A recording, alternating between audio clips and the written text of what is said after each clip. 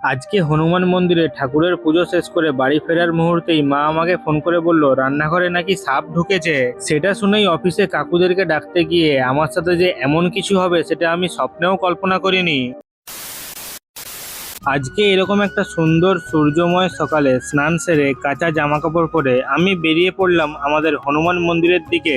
কারণ বাবা সকালে জানালো যে আজকে নাকি কোনো কারণে পুরোহিত মশাই আসবে না, তাই আজকের পুজোর পুরো দায়িত্বটা আমার উপরেই। মন্দিরের চাবিটা যেহেতু আমার কাছেই ছিল, তাই সোজা গেট খুলে ভিতরে ঢুকেই প্রথমে ঠাকুরকে প্রণাম করলাম। তারপর এক এক করে পুজোর সমস্ত জিনিসপত্রগুলো ধুয়ে পরিষ্কার করে নিলাম। এরপরেই প্রদীপের সলতে বানিয়ে তাতে তেল দিয়ে প্রদীপ জ্বালালাম। ধূপ জ্বালিয়ে পুরো মন্দিরটা যেন একদম অন্যরকম শান্তিতে ভরে গেল। দেন ঝুড়িতে থাকা ফুলগুলো এক এক করে ঠাকুরের পায়ের কাছে উৎসর্গ করলাম। আর সেই মুহূর্তটা সত্যিই খুব শান্তির ছিল। পুজো শেষ করে মন্দিরের তালা লাগিয়ে বাড়ি ফিরবো, ঠিক তখনই মায়ের ফোন। আর ফোন ধরতেই মা বললো যে রান্নাঘরে নাকি সাপ ঢুকে গেছে।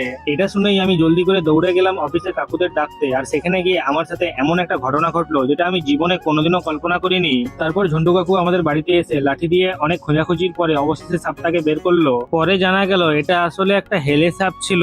কিন্তু অফিসে গিয়ে আমার সাথে আসলে কি হয়েছিল আর এখন আমি কেমন আছি সবকিছু জানাবো নেক্সট ব্লগে। সো আজকের মতো এখানেই টাটা, আবার দেখা হবে পরের ব্লগে।